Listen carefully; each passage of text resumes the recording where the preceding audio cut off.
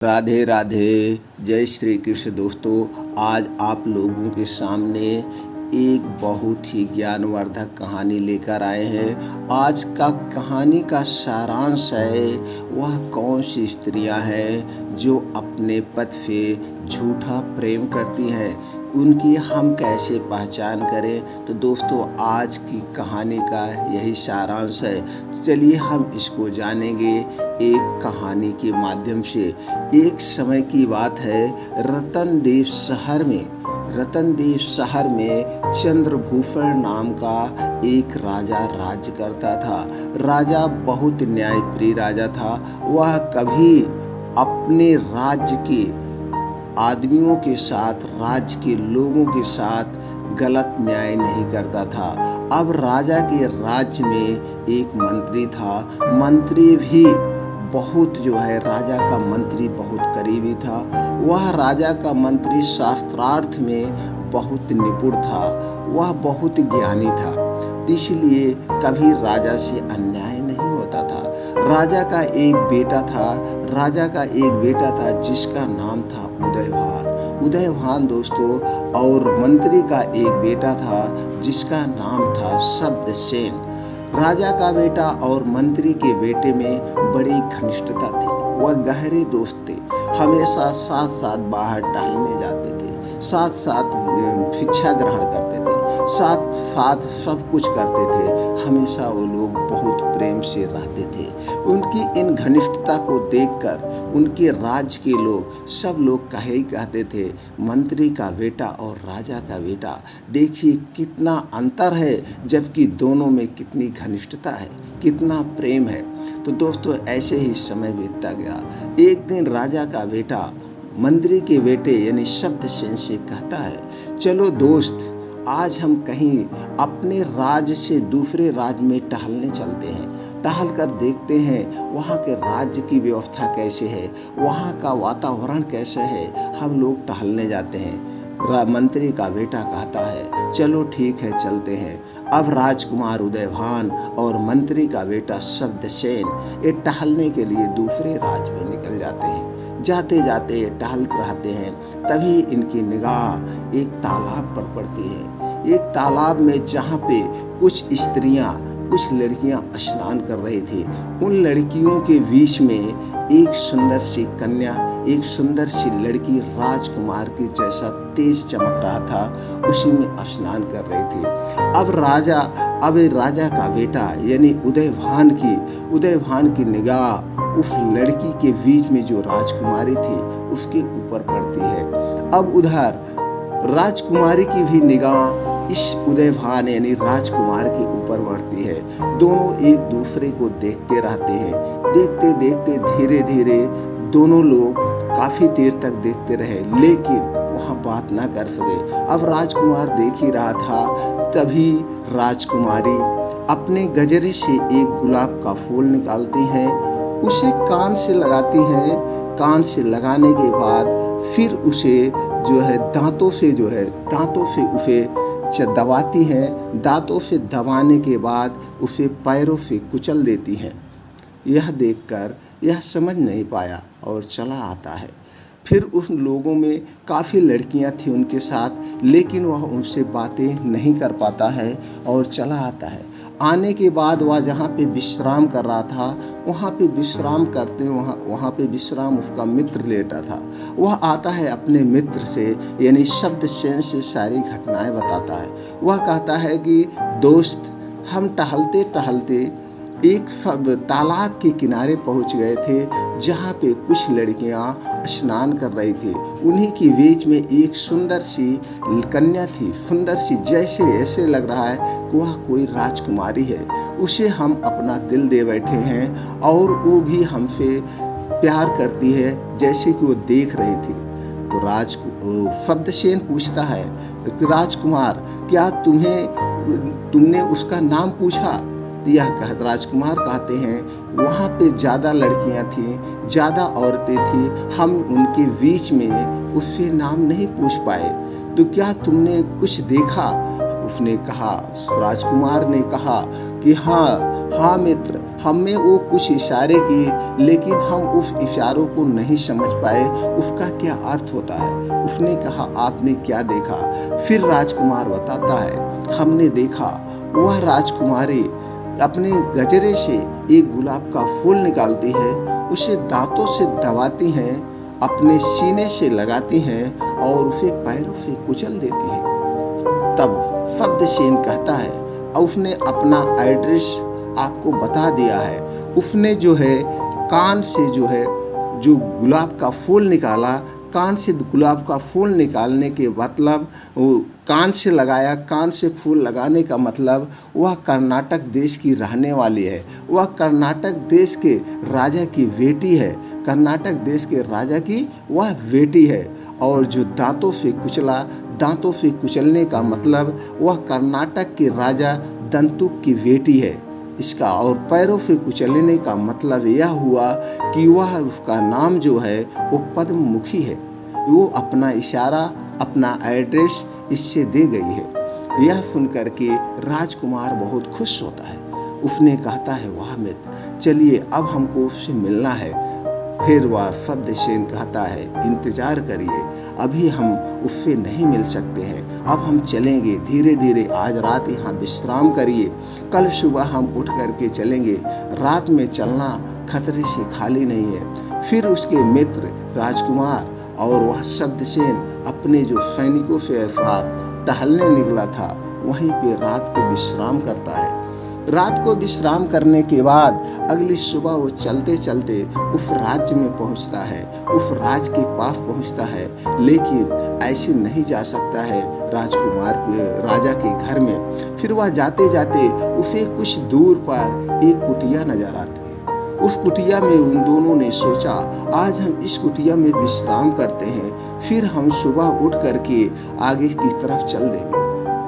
यह सोचकर उस कुटिया की तरफ जाते हैं।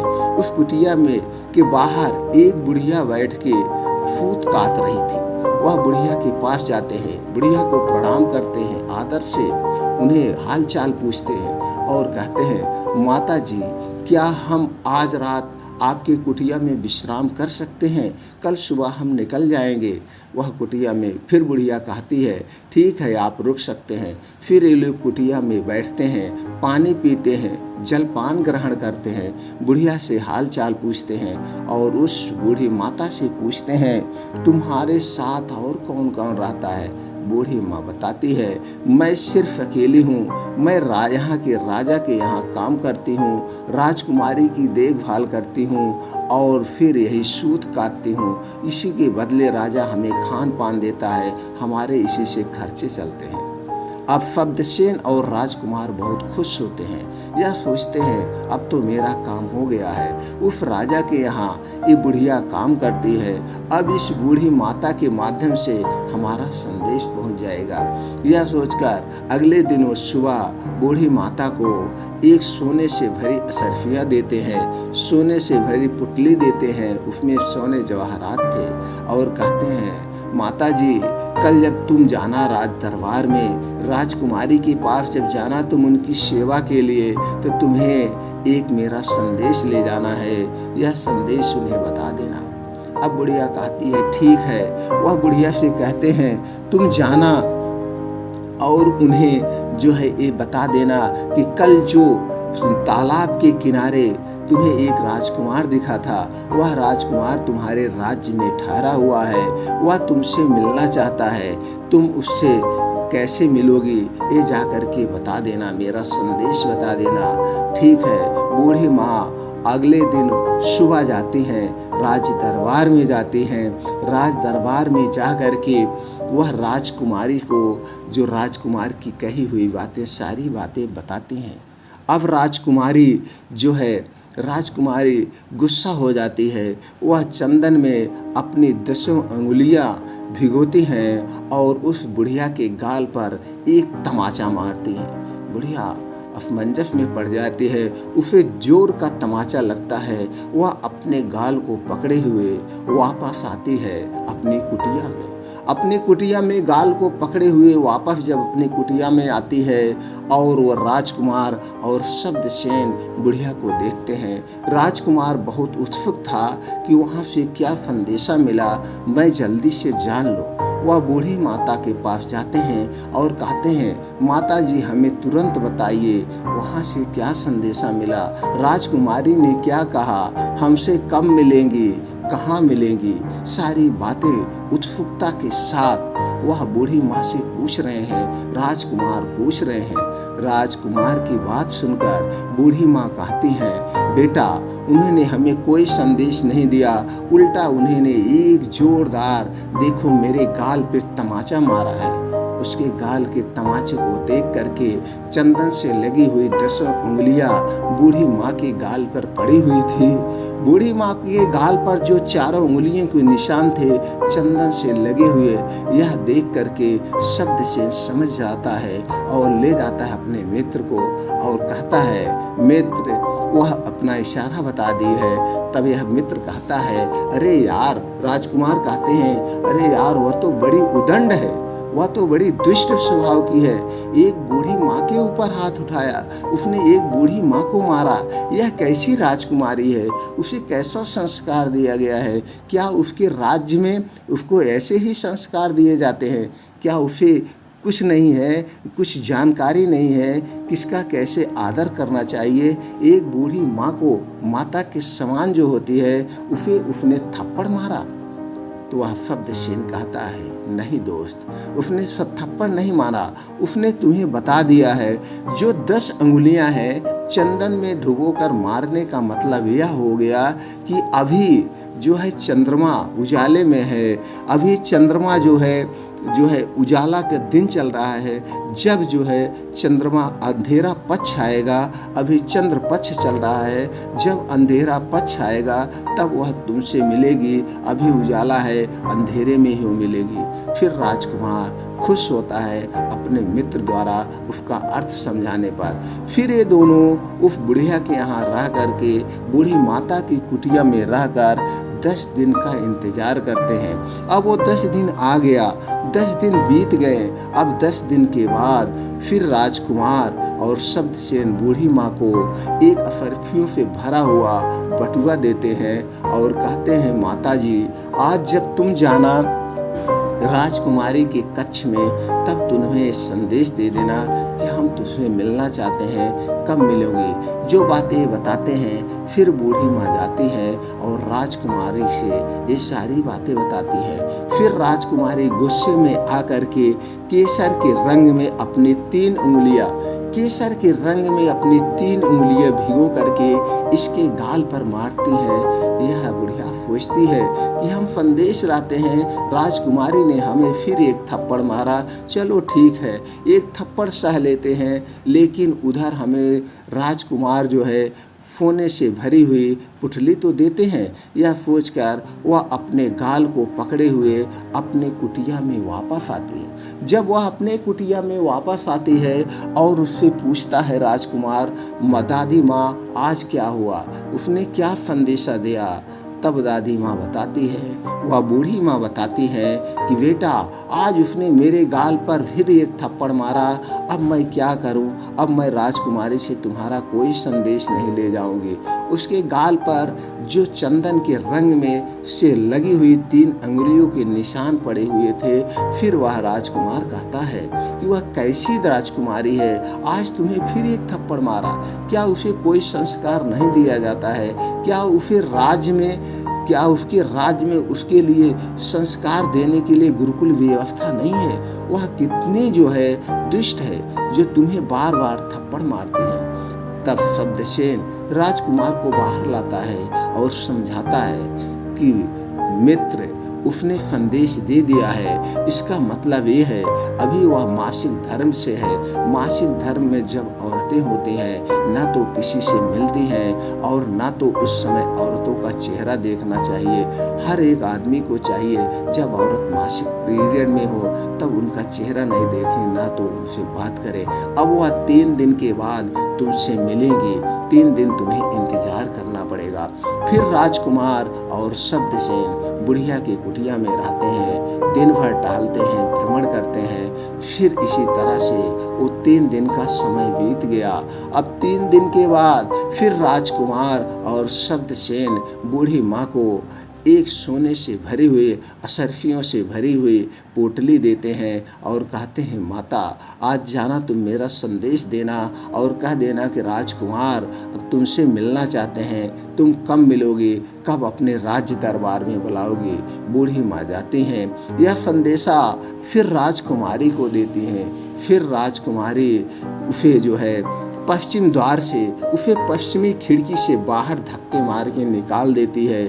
पश्चिमी खिड़की से जब धक्के मार के बूढ़ी माँ को बाहर कर देती है, बूढ़ी माँ आती हैं और जो है कुटिया में अपने वह शब्दसेन और उसका मित्र बेसब्री से इंतजार कर रहे हैं। राजकुमार जाते हैं दौड़ते हुए बूढ़ी माँ के पास और कहते हैं, बूढ़ी माँ आज तुम क्या संदेश लेकर आई हो, राजकुमारी ने क्या संदेश दिया।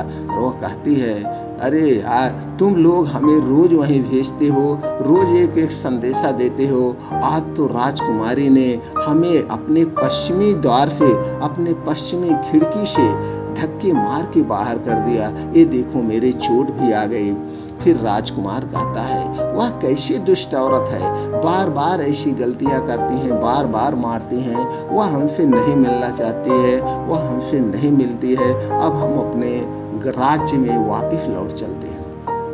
फिर शब्दसेन बहुत ज्ञानी था। शब्दसेन शास्त्रार्थ में बहुत ज्ञानी था, वह बहुत विद्वान था, उसे बहुत नॉलेज था सब चीज़ों का। वह राजकुमार को बाहर लाता है और समझाता है कि दोस्त घबराओ नहीं, राजकुमारी ने आज तुम्हें बुलाया है। यह सुन करके राजकुमार बहुत खुश होता है और कहता है, कैसे हमें बुलाया है, तो मार दिया है। दोस्त सुनो, जब बूढ़ी माँ को पश्चिमी खिड़की से धक्के मार के बाहर निकाले है, इसका मतलब आज रात तुम्हें पश्चिमी खिड़की से उस राजकुमारी से मिलने राजमहल जाना है। यह सोचकर राजकुमार बहुत खुश हुआ। उसे खुशी का ठिकाना नहीं रहा। वह रात का इंतजार करने लगा। अब रात होती है। रात में राजकुमार बूढ़ी माँ के वस्त्र धारण किए, अपने हथियार लिए, जो भी उसके पास कटारियाँ थी वह अपने अस्त्रों से लैस होकर के पश्चिमी खिड़की से राजमहल में जाता है। राजमहल में वह राजकुमारी उस खिड़की पे इंतजार कर रही होती है। जैसे ही राजकुमार खिड़की पे पहुंचता है, राजकुमारी खिड़की से अंदर खींच लेती है। राजकुमार उनके महल में प्रवेश करता है, उनके कमरे में प्रवेश करता है। दोनों बातें होती हैं। धीरे धीरे ऐसे समय बीत रहा था। राजकुमारी दिन में अपने कमरे में, अपने महल में छिपा लेती थी और रात में वह दोनों साथ में मिलते थे, साथ में रहते थे। धीरे धीरे समय बीतता गया, धीरे धीरे समय बीतता गया। एक दिन इनके राजकुमार को अपने मित्र की याद सताने लगी। अरे मेरा मित्र तो वहीं पे है, बूढ़ी माँ के पास है। यह मित्र से मिलने के लिए बहुत उत्सुक होने लगा। इसने राजकुमारी से कहा, आज मैं अपने मित्र से मिलना चाहती हूँ। मेरा मित्र वहाँ बाहर है। मैं अपने मित्र से बहुत प्रेम करता हूँ। मैं अपने मित्र के बिना नहीं रह सकता हूँ। क्या मैं अपने मित्र को यहाँ बुला सकता हूँ? राजकुमारी यह सोच करके कहती हैं कि ये तो बहुत बड़ा अन्याय होगा, हमारे प्यार में बाधा बनेगा। अब हम क्या करें? उसके मित्र को तो यहाँ नहीं बुला सकते हैं और हम ना जा सकते हैं। तब राजकुमारी सोचती है, यह भी बड़ी विद्वान, बहुत ज्ञानी थी। इसने सोचा क्यों ना हम इसके मित्र को रास्ते से ही हटा दें। यह सोचकर वह राजकुमार से कहती है, ठीक है, जब तुम अपने मित्र से मिलना चाहते हो, तुम्हें मित्र की बहुत याद आ रही है, तो तुम ऐसे खाली हाथ मिलने कैसे जाओगे? आज हम खीर बनाते हैं और कहना कि तुम्हारी भाभी अपने हाथों से खीर बनवाई है और ले जा कर के राजकुमार को, अपने मित्र को खिला देना, तब फिर मिल कर के चले आना। यह सोचकर राजकुमारी खीर बनवाती हैं और उस खीर में जहर मिला देती हैं। जहर मिला करके राजकुमार को देती हैं, ले जाओ तुम उसे खिला देना। अब राजकुमार वो खीर लेकर के अपने मित्र के पास बुढ़िया के कुटिया में जाता है। बुढ़िया के कुटिया में जा कर के वो अपने मित्र से मिलता है, ढेर सारी बातें करता है। दोनों प्रेम से मिलते हैं। कहते हैं मित्र तुम्हारे बिना मैं नहीं रह पा रहा था, क्योंकि ये दोनों में बहुत बड़ी घनिष्ठता थी, दोनों में बहुत बढ़िया मित्रता थी। फिर वह शब्दसेन भी कहता है दोस्त मैं भी तुम्हारे बिना व्याकुल था, लेकिन हमारी व्याकुलता से ज़्यादा तुम्हारा मिलना बहुत ज़्यादा था, जो हमारा एक कर्तव्य था। फिर राजकुमार कहता है ये लो दोस्त, तुम्हारी भाभी ने तुम्हारे लिए खीर बना के दी है, बहुत स्वादिष्ट खीर बना के दी है। अब जब वो खीर लेता है शब्दसेन, तो शब्दसेन के बगल में उधर एक कुत्ता बैठा हुआ था। उसने थोड़ी सी खीर निकाली और खीर को निकाल कर कुत्ते को खिला दिया। जब खीर को निकाल कर कुत्ते को खिला दिया, कुत्ता तुरंत मर गया। शब्दसेन अब राजकुमार अचंभित हो गया। उसने कहा कि ये क्या, ऐसा कि मेरे साथ अन्याय, आज उसने मेरे मित्र को मारना किया, एक छल कपट किया मेरे साथ। ये कैसे वो कर सकती है जो स्त्री कि अपने मित्र को मार सकती है, अपने पति के साथ झूठा व्यवहार कर सकती है, झूठ बोल सकती है, तो मित्र वह स्त्री जो है हमारे साथ कैसे जीवन यापन करेगी? वह उसके साथ मेरा भविष्य कैसे सुरक्षित है, उसके साथ मेरा राज्य कैसे सुरक्षित है, उसके साथ हमारी प्रजाएं नहीं सुरक्षित है। वह छल कपटी है, वह बेईमानी है, वह जो क्रूर है, वह जो है हत्यारिन है। अब उसके साथ हमारा जीवन नहीं बीतेगा। फिर शब्दसेन कहता है नहीं, वह तुम्हें नहीं खोना चाहती थी, तुमसे बहुत प्रेम करती, वह हम उसके प्रेम में बाधा बन रहे थे, तो उसने सोचा क्यों ना वह उसे हमें मार दे। फिर वह राजकुमार कहता है नहीं दोस्त, प्रेम अलग चीज़ है, व्यवहार अलग चीज़ है, प्रेम अलग चीज़ है, परिवार साथ रहना अलग चीज़ है, लेकिन वह यहाँ पे गलत है। फिर राजकुमार शब्दसेन कहता है राजकुमार घबराओ नहीं, उसने जो ये दंड दिया है उसकी दंड की सज़ा भी उसे दी जाएगी, और हम उसको लेकर अपने राज्य भी चलेंगे, लेकिन दूसरे तरीके से उसको जो है एहसास करा के हम लेके चलेंगे। राजकुमार कहता है वो कैसे? वह कहता है घबराओ नहीं, आज रात तुम जाओ उसके यहाँ, फिर जाओ और जाना जब वो सो जाए तो उसके सारे वस्त्र उतार लेना और उसकी बाईं जांघ पर अपने चाकू से, अपनी तलवार से एक निशान बना देना। अब राजकुमार वैसे ही गया, वह वापस महल में जाता है, राजकुमारी के महल में जाता है, और राजकुमारी जब रात में सो जाती है तो उनके सारे वस्त्र लेता है, उनके सारे आभूषण लेता है। सारे आभूषण लेने के बाद राजकुमारी की बाहीं जांघ पर वह तलवार से निशान बना देता है। निशान बनाकर फिर वापस आ जाता है अपने दोस्त के पास, उस कुटिया के पास। अब उसका दोस्त कहता है ठीक है, अब जैसे हम कह रहे हैं वैसे करो, अब तुम जाओ इस जो जेवरात हैं, इस जेवरात को यह सुनार के पास, इस बाजार का जो सबसे प्रसिद्ध जो सुनार है उसके पास इसे जाकर बेचना है, उस सेठ के पास इसे जाकर बेचना है, और हम इस राज्य के बाहर जो है एक साधु का भेष बनाकर वहाँ हम बैठे रहेंगे, तुम वहाँ बेचना, फिर वह तुम्हें सेठ जो है पहचान जाएगा, इस गहने को पहचान जाएगा और तुम्हें जो है दरोगा या पुलिस के हवाले कर देगा। तब तुम कह देना कि ये जेवरात जो है हमें एक सन्यासी ने दिया है, तो फिर वो सन्यासी वो हमारे पास आएगा, फिर हम जो है सारी घटनाएं बताएंगे। ये प्लान करते हैं। प्लान के मुताबिक अब वह जेवरात लेकर के उस बाजार के सेठ के पास बेचने जाता है, और इधर उसका मित्र शब्दसेन सन्यासी का रूप धारण करके वह बाजार के बाहर जंगलों में बैठ जाता है। अब जब वह बेचने जाता है जेवरात राजकुमार, तो वह सेठ पहचान जाता है, वह सुनार पहचान जाता है, ये तो राजकुमारी की जेवरात है। यह देख करके वह सेठ सोचता है यह तो चोर है, राजकुमारी के घर से गहने चुराया है। यह सोच करके वह दरोगा को बुला लेता है। दरोगा उसे पकड़ लेते हैं और कहते हैं तुम्हें कहाँ से चुराया है, रानी के गहने कैसे चुराया है। फिर वह राजकुमार कहता है ये गहने हमने नहीं चुराया है, ये गहने तो हमें एक सन्यासी ने दिया है। फिर वह दरोगा और सेठ सन्यासी के पास जाते हैं। सन्यासी से पूछते हैं गहने तुम्हें कहाँ से मिला है। फिर वह सन्यासी कहता है यह गहने हमें जो है एक डोंगरी ने दिए हैं, ये डोंगरी से लिया है। फिर वह कहता है डोंगरी कहाँ है, डोंगरी को बुलाओ। लेकिन वह कहता है डोंगरी को खोजो, यहीं पे बात नहीं होती है। तब वह दरोगा करता है इन दोनों को पकड़ कर लेकर चलो, ये झूठ बोल रहा है, इसे पकड़ कर लेके चलो राजा के पास, राजा के न्यायालय में। इसका न्यायालय, उसका निर्णय वहीं पे होगा। फिर राजकुमार और वो सन्यासी और वो सेठ और दरोगा राजकुमार के महल में राजा के महल में आते हैं। राजा का महल चल रहा था, बैठे थे, न्याय हो रहा था। फिर वहाँ पे जाते हैं कि महाराज ये देखो तुम्हारी बेटी के जेवरात, ये चोर हमारे यहाँ बेचने लाया था। फिर राजा पूछते हैं ये जेवरात तुम्हारे पास कैसे आए। तो वह बताता है ये जेवरात हमने सन्यासी के लिए। फिर सन्यासी से राजा पूछता है ये जेवरात तुम्हारे पास कैसे आए। राजा सन्यासी कहता है कि ये जेवरात हमें डोंगरी ने दिया है। तो वह कहता है कि डोंगरी ने तुम्हें दिया, कैसे है। तो वह राजा बताता है कि उस डोंगरी ने जिसने दिया है, यह मैं बहुत बड़ा सन्यासी हूँ, उसकी बाईं जांघ में तलवार का निशान है और वह डोंगरी जो तलवार का निशान है वह आपकी बेटी है।